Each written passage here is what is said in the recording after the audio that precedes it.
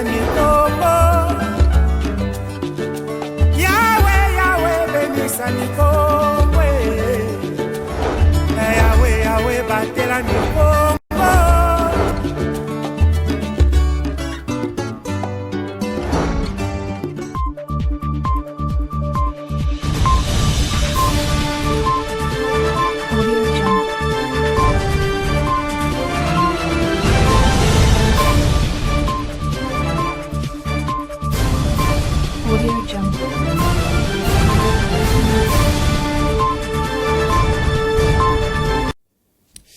Excellent week-end à toutes et à tous, chers téléspectateurs de Ma Bannière Télévision. Merci de nous choisir pour vous informer et bienvenue dans ce nouveau journal.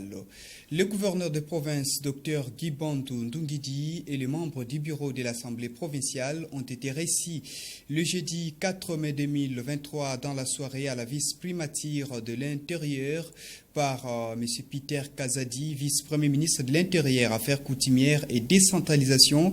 Leurs échanges ont tourné autour des discordes qui s'observaient entre les deux institutions provinciales de la province du Congo central. Le détail, c'est dans ces reportages de nos confrères de la cellule de presse du gouvernorat. Kinshasa, 4 mai 2023, 21h, s'est tenu au cabinet du vice-premier ministre, ministre de l'Intérieur, Peter Kazadi, une rencontre réunissant le membre du bureau de l'Assemblée provinciale sous la conduite du président Jean-Claude Vwemba et le chef de l'exécutif provincial du Congo central, Dr Guy-Bandou Ndungidi, avec, à ses côtés, quelques membres de son cabinet. Au centre de la rencontre, les récentes tensions entre l'Assemblée provinciale d'une part et l'exécutif provincial d'autre part. Après avoir écouté les deux partis qui se sont tour à tour exprimés sur les points de discorde qui ont prévalu entre les deux institutions de la province, le vice-premier ministre et ministre de l'Intérieur Peter Kazadi les a invités à placer la paix au centre de leurs préoccupations au vu de la place importante qu'occupe la province du Congo central sur le plan national. À l'issue de cette réunion, les responsables de ces deux institutions provinciales se sont confiés à la presse. Monsieur le vice-premier ministre, ministre de l'Intérieur, Sécurité, Affaires coutumières, a souhaité nous voir par rapport à tout ce qui s'est dit entre l'Assemblée provinciale et le gouverneur. En tant que quelqu'un qui veut la paix, il a souhaité tout d'abord nous écouter pour que nous sachions aussi sa vision. Lui-même étant un ancien parlementaire, il y a des us et coutumes à respecter. Donc il n'y a pas quelque chose qui va en dehors de cela, puisque le gouverneur de province a aussi dit qu'il était prêt à venir parler dès lors que le bureau va se réunir. C'est ce que nous avons fait.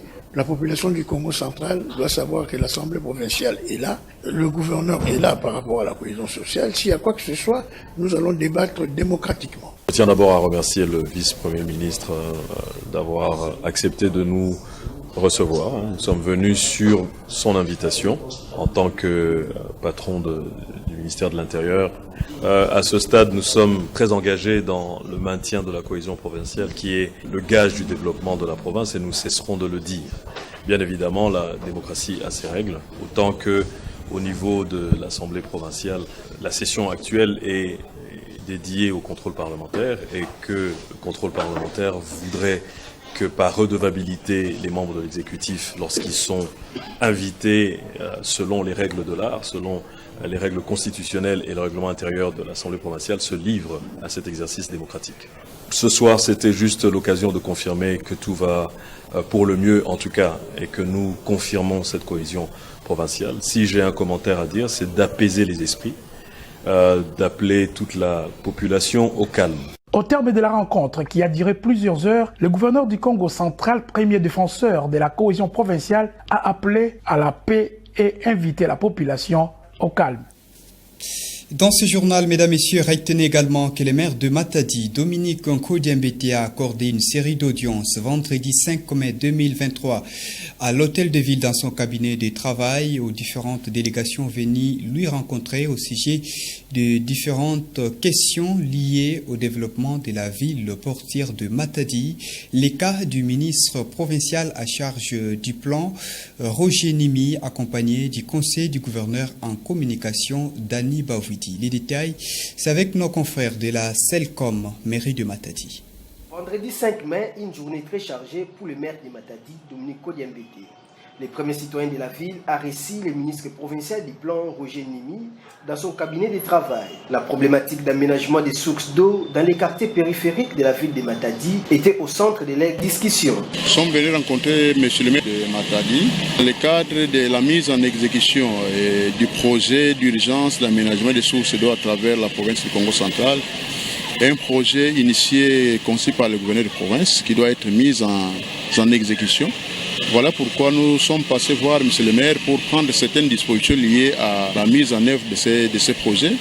Et M. le maire de la ville, qui aussi accorde une importance capitale à ces projets, nous a déjà fait entendre que dès demain déjà, il va mettre à la disposition de la structure qui va exécuter les projets les moyens qu'il faut pour ces projets au niveau de la ville de Matadi. Donc, nous rentrons satisfaits. Ensuite, le maire de Matadi a ouvert sa porte à une délégation du secrétariat général du gouvernement provincial et du commissariat général d'aménagement du territoire qui est allé déposer quelques documents importants au numéro 1 de la ville de Matadi relatifs à l'occupation illégale des parcelles de l'État à Matadi.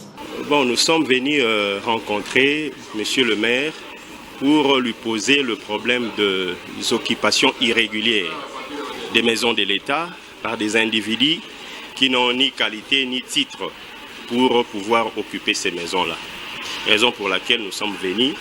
Il n'y a pas que le secrétariat général, par le truchement de l'expert que je suis, il y a aussi le commissariat général à l'aménagement du territoire et habitat, qui est représenté par monsieur le conseiller. Nous lui avons à l'occasion remis les textes réglementaires qui régissent cette matière-là.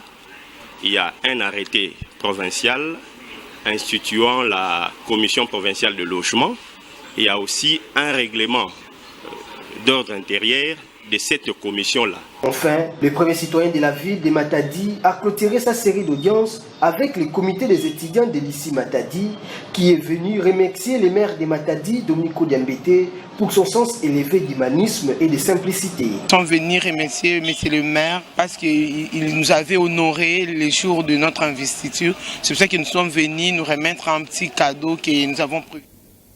Mesdames, Messieurs, changeons de chapitre. Parlons du trafic routier perturbé fortement ces derniers jours dans la ville portière de Matadi, chef-lieu de la province du Congo central, à cause des embouteillages atroces, notamment provoqués par des files d'attente interminables de véhicules de gros tonnage, mais aussi d'autre part de l'incompréhension de routiers dans cette ville portière, que ce soit à l'entrée de la ville de Matadi, tout comme sur la voie principale de cette ville portière. Les détails, c'est dans ces récits de Claudino Lucano.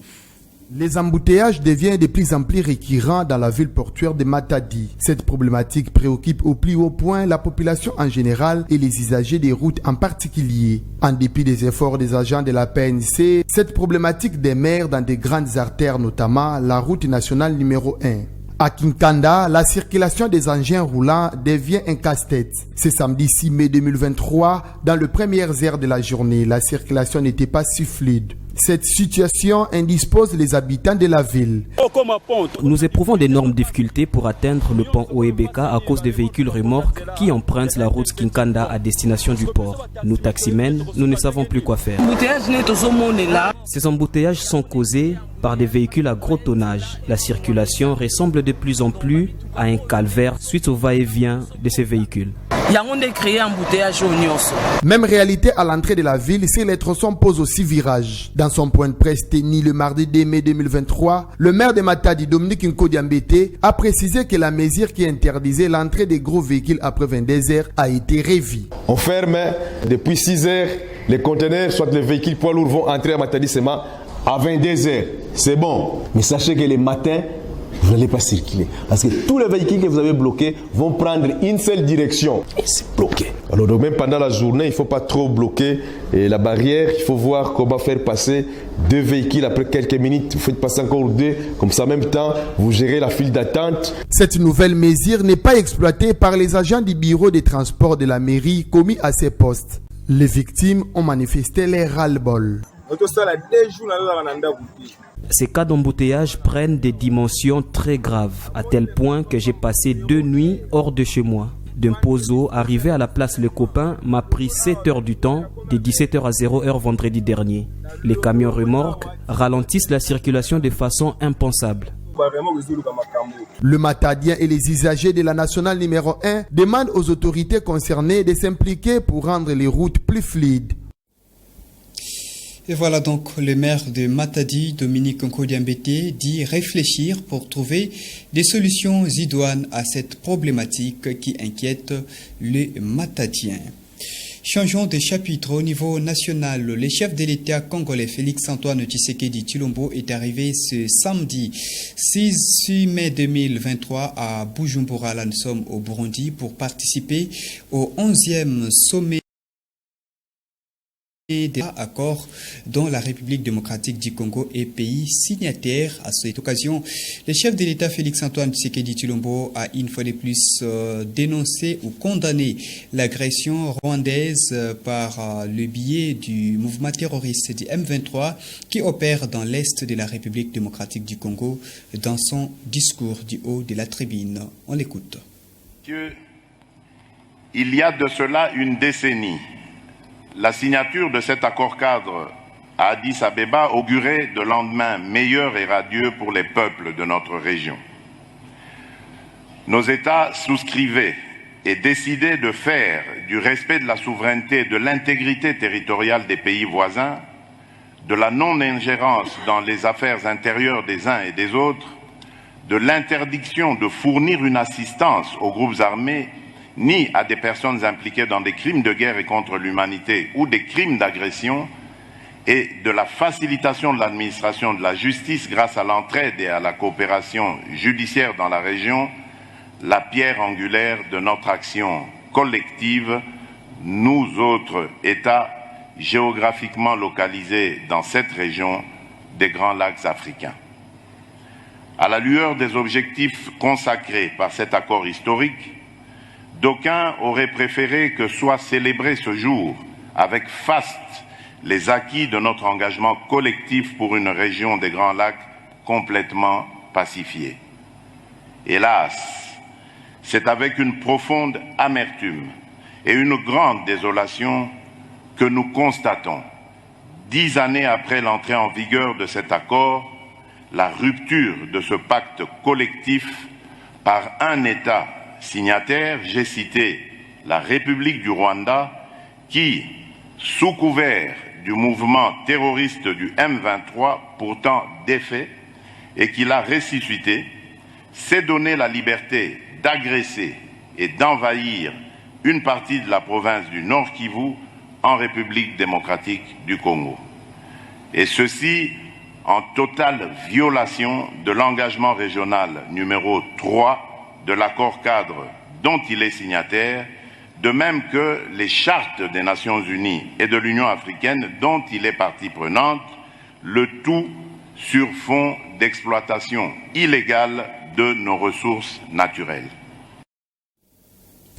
Et tout justement, avant de s'envoler pour Bujumbura au Burundi, le chef de l'État, Félix-Antoine Tshisekedi Tshilombo, a présidé vendredi 5 mai 2023 la 97e réunion du Conseil des ministres à la Cité de l'Union africaine, réunion gouvernementale tenue en présentiel au cours de laquelle Félix Tshisekedi s'est dit attristé par les pluies diluviennes qui se sont abattues dans la province du Sud Kivu et ont arraché la vie à plusieurs dizaines de nos compatriotes.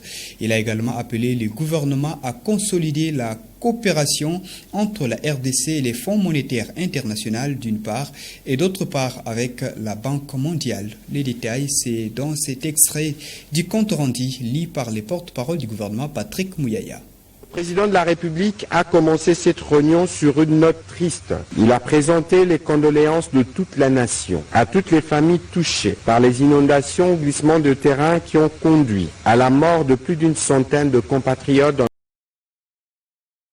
le Kivu. En mémoire de compatriotes disparus, une journée de deuil national sera décrétée le lundi 8 mai 2023 avec drapeau en berne. Dans les heures qui suivent, une mission gouvernementale se rendra sur place pour appuyer le gouvernement provincial dans la gestion de cette catastrophe. de la coopération avec le Fonds monétaire international et la Banque mondiale. À l'issue de la 4e revue du programme en cours avec le Fonds monétaire international, le président de la République a encouragé l'ensemble du gouvernement et en particulier les membres de la Troïka politique qui pilotent ces programmes pour les efforts entrepris dans un contexte difficile ayant permis d'aboutir à cette revue de manière satisfaisante. Il a exhorté les membres du gouvernement à la solidarité et à la continuité dans l'effort afin de donner la chance à notre pays d'achever ses programmes avec satisfaction l'année prochaine. S'agissant de la coopération avec la Banque mondiale, l'attention du gouvernement a été attirée sur la nécessité de préserver la qualité de notre collaboration avec cette institution qui a permis de multiplier par 4 notre portefeuille de projets en 4 ans, soit 2 milliards de dollars à plus de 8 milliards de dollars,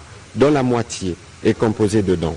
Les 2 appuis budgétaires récemment approuvés par la Banque mondiale l'ont été en contrepartie des réformes auxquelles notre pays a souscrit de plein gré. Il est donc hors de question pour le président de la République que soient entreprises des actions qui paraîtraient comme une régression par rapport à nos engagements vis-à-vis de cette institution de Bretton Woods. Au regard de bonnes perspectives macroéconomiques attendues en 2023, en dépit de la persistance du conflit à l'est du pays et de la crise russo-ukrainienne, le président de la République a demandé au gouvernement de ne ménager aucun effort pour poursuivre les réformes en cours et des politiques budgétaires et monétaires crédibles afin de consolider la stabilité du cadre macroéconomique. Et nous l'avions dit tantôt dans ces journaux, plusieurs dizaines de nos compatriotes ont perdu la vie dans des pluies qui se sont abattues, des pluies torrentielles qui se sont abattues sur le site Kivu, dans la partie nord-est de la République démocratique du Congo. C'était dans la nuit du jeudi au vendredi 5 mai 2023. Le gouvernement provincial s'active à assister les victimes et le gouvernement central promet de dépêcher une équipe gouvernementale dans un avenir très proche. Entre-temps, la journée du lundi sera une journée où les Congolais vont donc pleurer ce mort en termes de deuil national. La République démocratique du Congo a été frappée par une catastrophe naturelle. Une pluie torrentielle s'est abattue au sud Kivu dans la nuit du jeudi 4 au vendredi 5 mai 2023. Un jour après, le gouvernement provincial a rendu public le bilan provisoire de ces drames, faisant état d'une centaine de morts, des centaines de maisons emportées et d'autres dégâts matériels. Selon l'exécutif provincial, cette situation est causée par le débordement des eaux des rivières dans cette partie du pays. La désolation est grande au sein de la population. Les localités les plus touchées sont Chambondo, Bouchouchou et Nyamukubi, toutes dans les groupements Mbinga-Sid. La rivière a complètement coupé la route. Nous ne pouvions plus passer. Alors nous avons pris la pirogue et nous avons traversé jusqu'au lac. Dans ma famille, j'ai perdu 3 personnes et tous leurs enfants. Le premier est mort avec ses 5 enfants. Le deuxième est mort avec ses 6 enfants. Le troisième est mort avec ses 3 enfants. Moi, ma mère et mon père avons survécu. Rappelons que la dernière pluie meurtrière dans cette partie du pays s'est abattue en 2014, soit 9 ans après. Notons que le gouvernement congolais a promis de décréter une journée de deuil national en début de la semaine prochaine. Mesdames, Messieurs, c'est par la nouvelle choquante de cette catastrophe naturelle qui nous a arraché plusieurs dizaines de nos compatriotes que nous mettons point à cette édition du journal. Merci à vous de l'avoir suivi. Très bonne suite des programmes sur nos antennes.